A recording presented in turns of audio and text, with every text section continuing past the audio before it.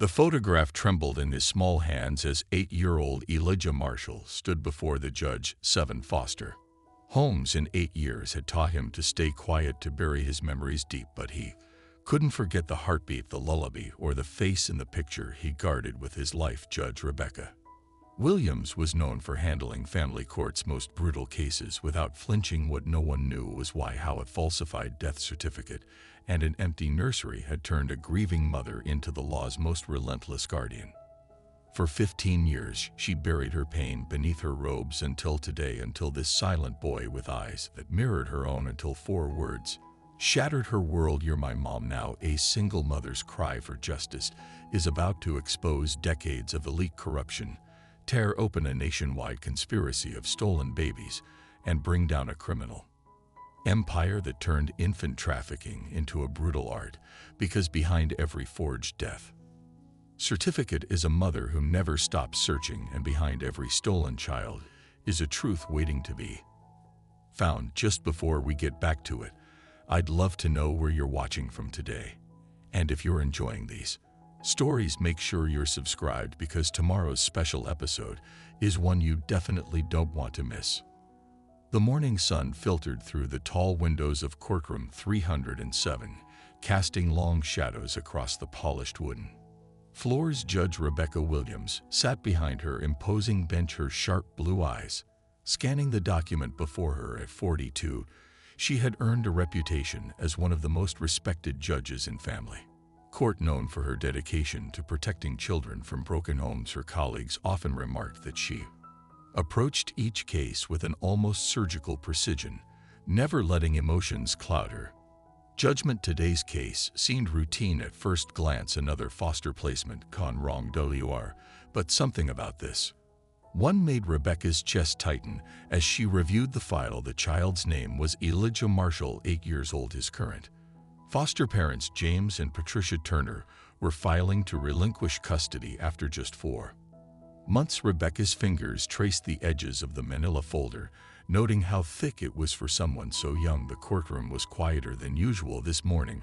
Rebecca looked up from the papers, her gaze falling on the small figure seated in the front row. Elijah sat perfectly still, his shoulders hunched forward, eyes fixed on the floor. He wore a navy blue sweater that seemed a size too big, making him appear even smaller than he was. Unlike most children his age who fidgeted or looked around curiously, Elijah remained motionless, as if trying to make himself invisible. Dear Honor, Patricia Turner's voice cut through the silence. We've done everything we could, but Elijah is she paused, searching for words simply too difficult to handle. Rebecca's jaw tightened almost imperceptibly. After 15 years on the bench, she had heard every euphemism for giving up on a child. The familiar anger stirred in her stomach, but she kept her voice steady. Please elaborate, Mrs. Turner.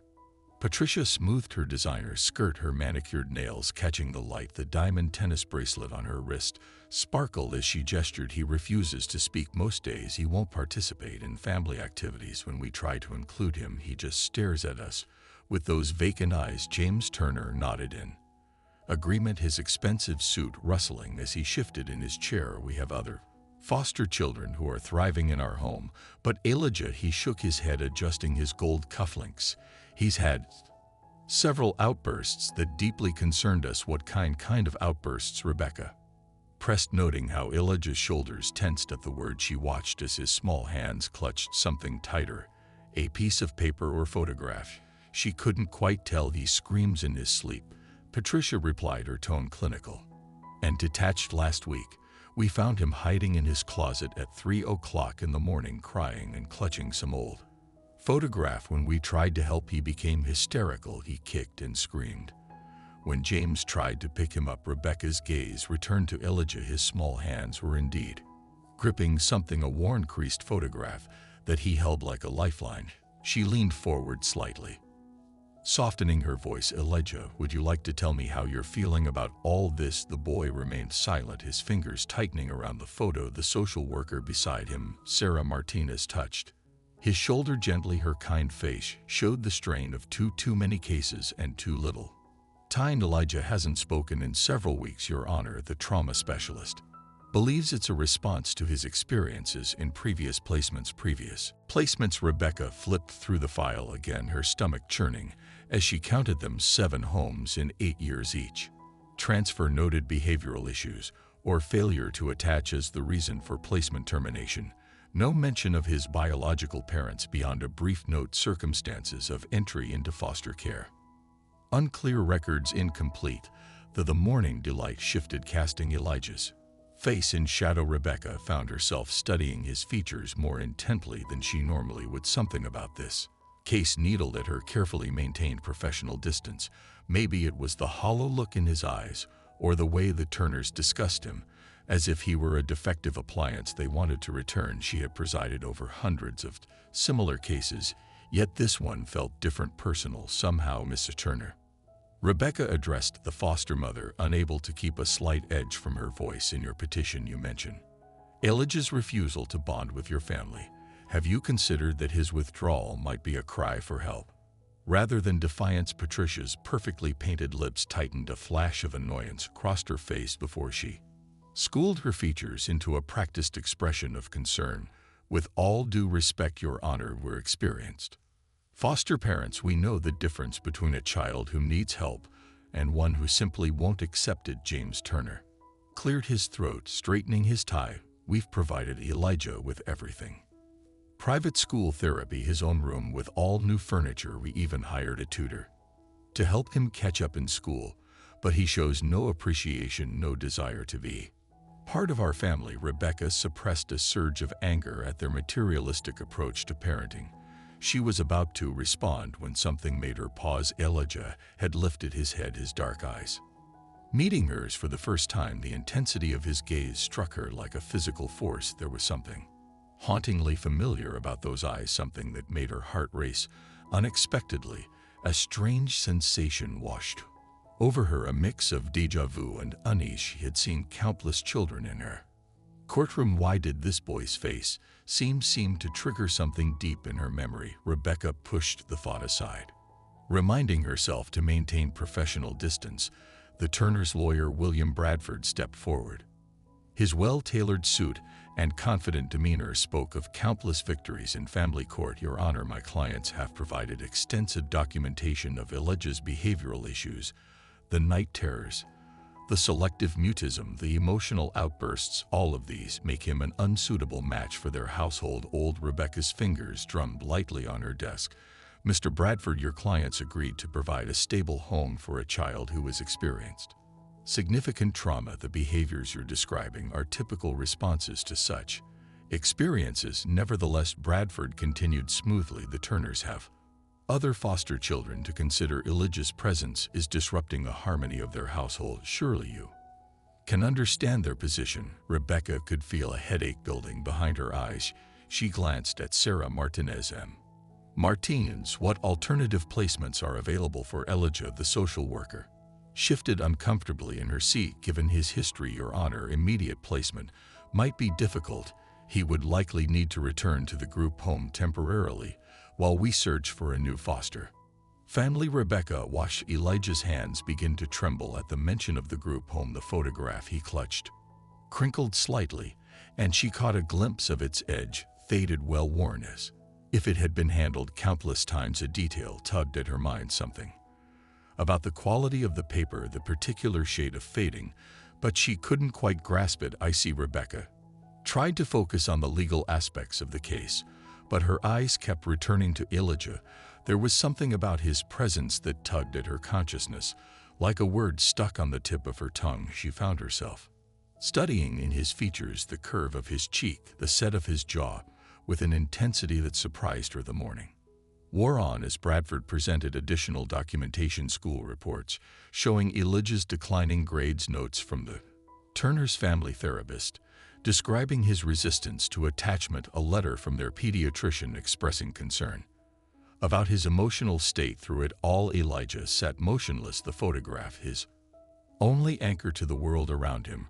Rebecca noticed small details. Others might miss the way his shoes were slightly scuffed, suggesting the Turners' generosity had limits. The uncertain way he glanced at Sarah Martinez whenever someone raised their voice, as if checking whether he was in trouble, the barely perceptible tremor in his hands when James Turner moved. Suddenly, Your Honor, Bradford's voice snapped her back to the present. Given the circumstances, we request immediate approval of the placement termination.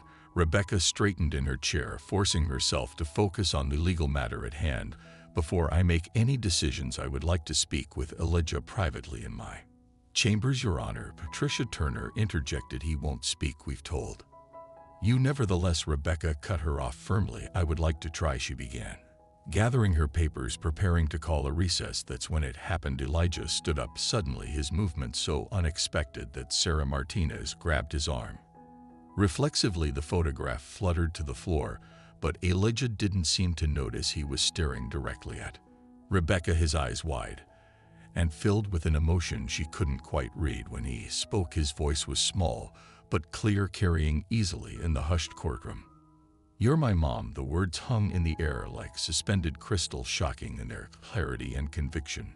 Rebecca felt the blood drain from her face as the courtroom erupted in murmurs. The Turners exchanged alarmed looks while Sarah Martinez tried to guide Elijah back to his seat, but Elijah stood firm, his eyes never leaving Rebecca's face. You're my mom, he repeated, stronger this time. I knew it when I saw you. Rebecca gripped the edge of her bench, her knuckles turning white.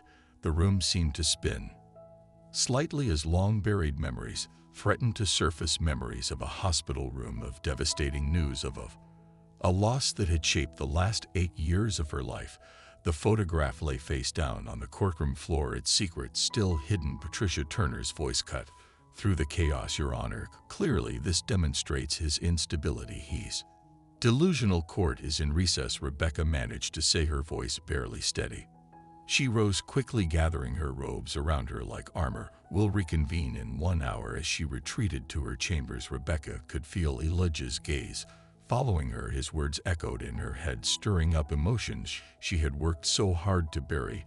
She closed her office door behind her and leaned against it, her professional composure finally cracking, because the truth was, in that moment when Elijah had first looked at her, she had felt it too, a connection she couldn't explain, a pull she couldn't deny. And now, alone in her chamber, Judge Rebecca Williams faced the most challenging case of her career, one that threatened to unravel everything she thought she knew about her past, her present, and her future. Through the door, she could hear the commotion in the courtroom slowly settling, Sarah Martinez's gentle voice trying to calm Elijah, the Turners' sharp whispers to their lawyer, the shuffle of feet as the bailiff cleared the room. But all Rebecca could focus on was the pounding of her heart and the image of Elijah's eyes that seemed to hold both accusation and hope, fear and recognition.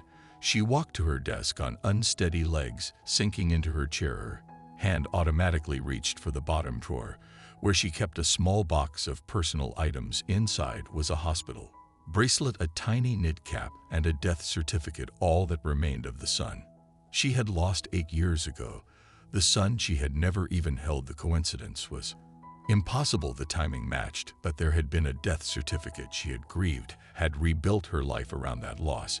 Yet Elijah's words had struck something deep within her, awakening doubt she didn't know she had. Rebecca closed her eyes, trying to study her breathing. In her mind, she saw again the way Elijah had looked at her, not with the desperate pleading of a child seeking any port in a storm, but with the fierce certainty of recognition. She thought of the photograph he had dropped, still lying on her courtroom floor. What secrets did it hold? What truth was hiding in the incomplete records of his early life? The clock on her wall ticked steadily, counting down the minutes until she would have to return to the courtroom, until she would have to face Elijah again, and the possibility that her carefully ordered world was about to shatter outside her window. The morning sun continued its journey across the sky, indifferent to the drama unfolding below. But in courtroom 307, a small boy's words had just set in motion a chain of events that would uncover long-buried secrets, expose corruption, and potentially reunite a mother with the child she thought she had lost forever. The photograph still lay where it had fallen, waiting to tell its story. Rebecca's hands trembled as she lifted the fallen photograph from the courtroom floor. The bailiff had cleared the room, leaving her alone with the physical evidence of Elijah's claim. She turned the photo over slowly, her breath catching in her throat. The image showed a younger version of herself seated in a hospital garden. Her hand rested protectively over her pregnant belly, her face glowing with anticipation. She remembered that day with painful clarity. It was the last photo taken before everything went wrong, Your Honor. Sarah Martinez's voice came from the doorway. Are you all right? Rebecca quickly composed herself, though her fingers still gripped the photograph. Come in, Miss Martinez. Where is Elijah? In the children's waiting room, with a court assistant. Sarah closed the door behind her. Judge Williams, I've never seen him speak like that before in all his placements. He's never claimed to recognize anyone's family. Rebecca sank into her chair, placing the photograph on her desk. Tell me everything you know about his background. Sarah opened her thick case file. Elijah entered the system as an infant. The records from that time are incomplete. There's no birth certificate on file, just documentation from the foster agency that first placed him. Which agency? Rebecca's voice was sharp. New Beginnings Family Services. Sarah flipped through more papers. They closed down 5 years ago. After some financial irregularities, Rebecca's mind flashed back 8 years to the prestigious private hospital where she had given birth, the same hospital that had told her their son was stillborn, that had rushed her into signing papers while she was still groggy from medication. Miss Martinez, I need to tell you something. Rebecca's professional facade cracked slightly. 8 years ago, I was pregnant. It was a difficult pregnancy, and near the end there were complications. They performed an emergency C-section, and afterward she paused, the memory still raw. They told me my son hadn't survived. I never even got to see him. Sarah's eyes widened as she made the connection. The timing matches, she said softly. Yes. Rebecca stood pacing behind her desk. But there was a death certificate. I saw it, signed it. How could she? Stopped remembering something. The nurse. There was a nurse who kept insisting I shouldn't see the body, that it would be too traumatic. The clock on the wall ticked loudly in the silence that followed. Rebecca's mind read through possibilities she had never allowed herself to consider. I need you to do something for me, she said. Finally, find out everything you can about New Beginnings Family Services, and I mean everything: their leadership, their connections, their funding sources. Of course. Sarah hesitated. What about Elijah? The Turners won't take him back, and the group home? No. Rebecca's voice was firm. Hyun's not going back to the group home. Find him an emergency placement for tonight, tomorrow morning. I'm hiring a private investigator. After Sarah left, Rebecca sank back into her chair, memories flooding back unbidden.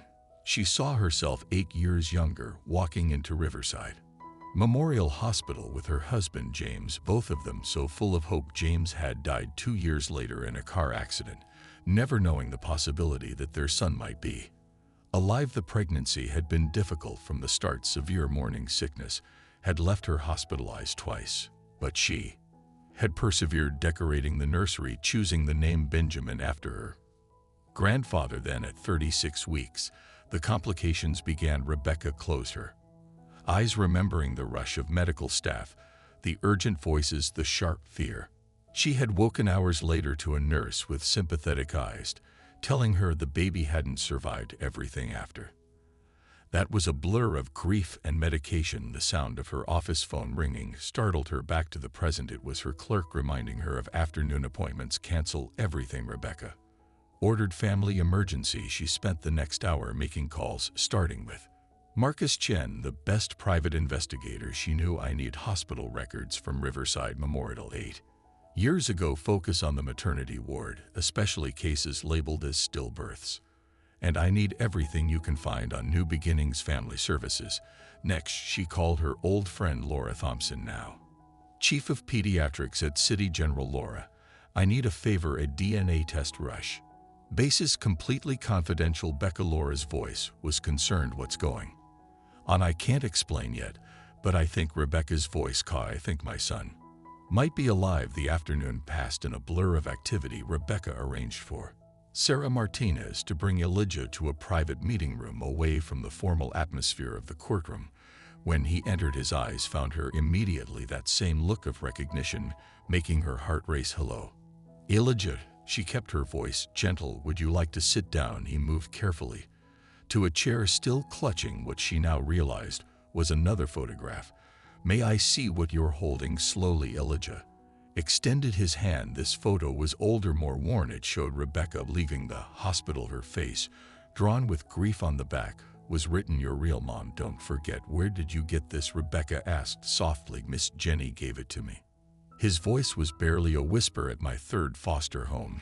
She said she used to work at the hospital where I was born. She said they lied to you." Rebecca's hand shook as she placed both photographs side by side. "Elijah, I need to ask you something very important. Do you remember Miss Jenny's last name?" He shook his head. "She left after giving me the picture." The other foster parents said she got fired. A knock at the door interrupted them. Sarah Martinez entered with a court-appointed child psychologist, Dr. Michael Watson. "Judge Williams, we need to discuss Elijah's temporary place." Rebecca looked at the boy, who might be her son, seeing the fear creep back into his eyes at the word placement, making a decision that would probably raise eyebrows. She said, "He'll stay with me tonight, Your Honor." Dr. Watson began, "Given the circumstances, I'm not speaking as a judge right now." Rebecca's voice held no room for argument. "I'm speaking as someone who needs answers. Ms. Martinez can stay with us to maintain proper protocol." As the afternoon turned to evening, Rebecca's home saw more activity than it had in years. Sarah helped Elijah settle into the guest room, while Rebecca spoke with Marcus Chen in her study. The hospital's records from that period are surprisingly disorganized. Marcus reported several files appear to have been altered or gone missing, but I did find something interesting. New Beginnings Family Services made regular payments to a nurse named Jennifer Kirkland. Rebecca's breath caught. "Can you find her?" "Already working on it. She left the state 5 years ago around the same time New Beginnings shut down, but people leave trails." After Marcus left, Rebecca found herself standing in the doorway of the guest room, watching Elijah sleep. His face was peaceful for the first time since she'd seen him, one hand still clutching the photograph under his pillow. Sarah spoke softly behind her. "I've never seen him relax like this. Usually his first night in a new place is difficult." Rebecca turned to the social worker. "I need you to be honest with me. Am I crazy for thinking this is possible?" Sarah considered her words carefully. "In my 15 years of social work, I've seen a lot of corruption in the system. Private adoption agencies working with hospitals, falsified documents, desperate prospective parents willing to pay anything. It's not as rare as people think." Later that night, after Sarah had settled into the other guest room, Rebecca sat alone in her study. She opened the bottom drawer of her desk, pulling out the small box of baby mementos she had never been able to throw away: the tiny hat never worn, the hospital bracelet that had briefly circled her wrist, and the death certificate that now felt like a liar. Phone buzzed with a text from Marcus. "Found something. Hospital security footage from that night was supposedly erased, but I have a contact who might be able to recover it. Call you tomorrow." Rebecca leaned back in her chair, emotions wearing inside her. Hope battled with fear, possibility with practicality. If Elijah really was her son, what then? How had this happened? Who was responsible? A small sound made her look up. Elijah stood in the doorway and borrowed pajamas, tears on his face. "I had a bad dream," he whispered without hesitation. Rebecca opened her arms. He came to her slowly at first, then all at once, burying his face in her shoulder. As she held him, something deep inside her clicked into place, a recognition that went beyond logic or evidence. "It's okay," she murmured, stroking his hair. "You're safe now." They stayed like that for a long time, neither speaking. Rebecca found herself humming an old lullaby one her mother had sung to her. To her surprise, Elijah hummed along. "How do you know this song?" she asked softly. "I remember it," he said, his voice muffled against her shoulder. "From before, when you used to sing to me." Rebecca's heart stuttered. "Before, when I was in your tummy, the nice nurse, Miss Jenny, she told me you used to sing it all the time." He pulled back slightly, looking at her with those familiar eyes. "She said they took me away from you, but that someday I'd find you again." Tears slid down Rebecca's cheeks as she held him closer. Outside, the city had grown quiet, but inside her mind, pieces were falling into place. Tomorrow would bring investigations, DNA tests, and difficult questions. But tonight, in this moment, Rebecca knew with a certainty that defied explanation that she was holding her son. "Tell me about Miss Jenny." She said gently, "Tell me everything you remember."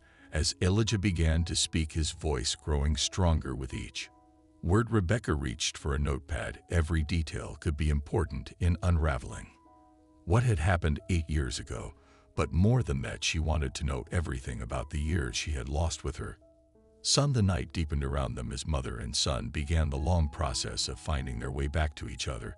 In her study, surrounded by law books and family photos, Rebecca Williams felt the walls she had built around her heart begin to crumble. Tomorrow would bring its own challenges. The Turners would fight to save their reputation. The hospital would deny everything. Old records would need to be unsealed. Witnesses found truth extracted from years of lies. But for now, Rebecca held her son, listening to his breathing even out as he fell asleep in her arms, and knew that everything in her life had led to this moment. The two photographs lay side by side on her desk, one showing what was lost, the other hinting at what might be found between them. Lay the truth of a story that was only beginning to unfold, a story of lost corruption and the unbreakable bond between mother and child. As the first light of dawn began to creep through her study windows, Rebecca made a silent vow. She would uncover the truth, no matter the cost. She would hold accountable everyone who had played a part in stealing her son. And most importantly, she would make sure Elijah never felt unloved or unwanted ever again. The journey ahead would be difficult, but as she looked down at the sleeping child in her arms, Rebecca knew it would be worth every step, because sometimes, in the midst of life's greatest injustices, miracles could still happen. And sometimes those miracles came in the form of a small boy with familiar eyes carrying a worn photograph and 8 years of lost memories. Morning light filtered through unfamiliar curtains as Elijah woke in Rebecca's guest room. For a moment, panic gripped him. Another new place, another strange bed. Then he heard humming from somewhere in the house, the familiar lullaby, and his racing heart steadied. He wasn't alone anymore. Rebecca stood in her kitchen preparing breakfast with hands that wouldn't quite stop shaking. The DNA test results wouldn't come back for days, but in her heart she already knew the truth. The way Elijah hummed that lullaby, the precise way he scrunched his nose when concentrating, just like her father used to do. She had missed 8 years of these small discoveries. Sarah Martinez arrived early carrying a thick file. "I spent all night going through Elijah's records," she said, accepting a cup of coffee. "There's something you need to see." They spread the documents across Rebecca's dining room table. While Elijah ate breakfast in the kitchen, the earliest records were sparse, just a form stating he had been surrendered to New Beginnings Family Services by an unnamed mother. No birth certificate, no medical history. His first placement was with the Hendersons, Sarah explained, pulling out a weathered report. They kept him for 14 months before returning him to the agency. Said he cried too much, wouldn't sleep through the night. Rebecca's jaw tightened. "He was an infant. That's normal behavior." The Hendersons were what we call serial fosters. They took in babies, collected the support payments, then returned them when it got difficult. Sarah's voice held barely contained anger. Elijah was 13 months old when they gave him back. The next placement was with a couple named Michael and Karen Davis. They kept him for 8 months before a neighbor reported suspicious bruises. The investigation was inconclusive, but Elijah was removed for his safety. Rebecca read through the police report, her hands clenching into fists. They claimed he fell down the stairs. He was barely walking. The system failed him, Sarah said softly over and over. Again, a small sound made them both turn. Elijah stood in the doorway, his empty breakfast plate clutched in his hands. His eyes were fixed on the scattered papers, recognition and fear wearing on his face. "Those are my bad family papers," he whispered. Rebecca quickly gathered the documents, but Elijah shook his head. "I remember them, the mean ones who locked me in the dark. Come here, sweetheart." Rebecca opened her arms, and after a moment's hesitation, Elijah came to her. "You don't have to talk about it if you don't want to." But something had broken open in Elijah. The words came slowly at first, then in a rush. "The Davis house had a big basement. When I cried, they put me down there. Said the monsters would get me if I made noise." Rebecca held him tighter, meeting Sarah's horrid gaze over his head. This was the most Elijah had spoken in months, but the content broke their hearts. After them was Miss Jenny's house, Elijah continued. She was nice. She read me stories and never yelled. But then she went away. Sarah consulted her files. Jennifer Kirkland was his foster parent for just under 6 months.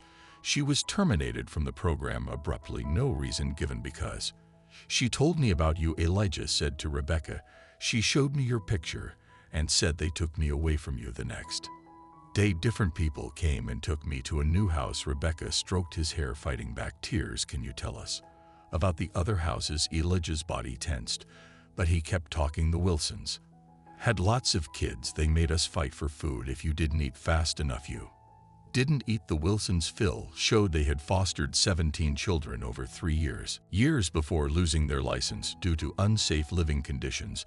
But by then the damage was done. Then came the Roberts. Elijah's voice got very small. Miss Roberts liked to play games. Rebecca felt sick as she read between the lines of the Roberts file. Thomas Roberts was currently serving time for crimes against minors, but not before traumatizing countless foster children. The nice lady at the office said I had to be brave and tell the truth. Elijah whispered, so I did, but then everyone was mad at me. You did exactly the right thing, Rebecca assured him, her voice fierce with protection. You were very brave. Sarah pulled out more recent files. After the Roberts incident, Elijah spent 6 months in a group home before being placed with the Martins. They had a dog. Elijah offered, but they said I scared it by screaming in my sleep, so they sent me away too. The Turners were his 7th placement in 8 years. Each move, each rejection had left its mark on his young soul. Rebecca thought about Patricia Turner's complaints, his silence, his withdrawal, his failure to bond. How dare they blame him for protecting himself? The only way he knew how a knock at the door made Elijah jump. Sarah went to answer it while Rebecca continued holding him. She returned with Marcus Chen, who carried a laptop and several folders. I found Jennifer Kirkland, Marcus announced without preamble. She's living under a different name in Oregon, and she's willing to talk. Rebecca's heart leaped, but she kept her voice calm for Elijah's sake. What did she say? She wants to meet in person. Says she has documentation, papers, photographs, even some recordings she made while working at the hospital. Marcus glanced at Elijah. She says she's been waiting for this day for 8 years. Sarah spoke up. I can take Elijah to his therapy appointment while you know. Elijah's grip on Rebecca tightened. Don't leave me. I won't. Rebecca promised never again. She looked at Marcus. Can she come here? She's already on her way. Should be here tomorrow morning. The rest of the day passed in a blur of activity. Dr. Watson, the court-appointed psychologist, came to evaluate Elijah in Rebecca's home environment. To everyone's surprise, Elijah spoke more than he had in months. Though he refused to let Rebecca out of his sight, he's displaying clear attachment behaviors. Dr. Watson noted, the kind we rarely see in children with his history of trauma. There's something remarkable about his connection to you, Judge Williams. Late that afternoon, the preliminary DNA test results arrived. Rebecca's hands trembled as she opened the envelope, but before she could read it, Elijah spoke. I already know you're my mom, he said simply. I remember your heart. Rebecca looked at him questioningly. My heart, its sound when you used to sing to me before I was born. I always remembered it, even when I didn't know what I was remembering. The test results confirmed what their hearts already knew. Elijah was her son. Rebecca sat down hard, the paper fluttering from her fingers. Sarah caught it, reading quickly. It's a match, she confirmed, tears in her eyes. 99% probability of maternity. That evening, after Sarah had gone home and Elijah was asleep upstairs, Rebecca sat in her study with Marcus, planning their next moves. Jennifer Kirkland's testimony will be crucial, Marcus said, but we need more. The hospital will fight this. They can't afford this kind of scandal. What about new beginnings? Rebecca asked. How deep does this go? Deep. Marcus opened his laptop. I found financial records showing payments from the agency to hospital administrators, nurses, even a few doctors. This wasn't just about Elijah. They were running a systematic operation. Rebecca thought of all the other mothers who might have been told their babies died, all the other children fed into a corrupt system. Her judicial mind began cataloging charges: fraud, kidnapping, conspiracy. We need protection, she said finally. Once this breaks, a lot of powerful people will try to bury it. Already arranged. I have friends in the FBI who are very interested in this case. A small sound from the doorway made them both turn. Elijah stood there in his pajamas, tears on his face. I had another bad dream. Rebecca opened her arms, and he ran to her over his head. She mouthed later to Marcus, who nodded and quietly packed up his files. After Marcus left, Rebecca sat with Elijah in the big armchair in her study. Want to tell me about your dream? They were trying to take me away again. His voice was muffled against her shoulder. The mean people, that's never going to happen. Rebecca promised. I'm your mom, and I'm also a judge. That means I have special powers to keep you safe. Elijah lifted his head, considering this like a superhero. Rebecca smiled, her heart warming at this glimpse of the child beneath the trauma. Something like that. And you know what else? You have powers too. I do. Yes, you were brave enough to keep looking for me, even when everyone told you to forget. You kept that picture safe all these years. You never gave up hope. She hugged him closer. Those are very special powers. They sat together in the quiet study, the moon casting shadows through the windows. Rebecca hummed their lullaby softly, feeling Elijah relax against her. Tomorrow, she said gently, someone is coming to visit us, someone who knew you when you were very little. Miss Jenny. Elijah's eyes widened. Really, she's going to help us make sure no one can ever take you away again. But for now, you need to sleep. Will you stay with me? The fear crept back into his voice. Just until I fall asleep. Rebecca carried him back to his room, tucking him into bed. She sat beside him, stroking his hair and humming their lullaby until his breathing evened out in sleep. Looking down at her son's peaceful face, Rebecca felt a fierce determination take root in her heart. Tomorrow would bring Jennifer Kirkland and her evidence. Soon, they would begin the fight to expose the truth and bring justice to those responsible. But tonight, in this quiet moment, Becca simply watched her son sleep and gave thanks for the miracle that had brought him back to her. The years of pain had left their marks on both of them, but together they could begin to heal. Outside, the city slept, unaware that within its bounds a story of corruption and stolen children was about to break open. But in Rebecca's home, mother and son had found their way back to each other, guided by love, memory, and a lullaby that had never been forgotten. Jennifer Kirkland arrived at Rebecca's house early the next morning, her silver hair neat, but her hands shaking as she clutched a worn leather briefcase. She stopped short when she saw Elijah peek around Rebecca's legs. Oh my God, she whispered, you found each other. Elijah's eyes widened with recognition.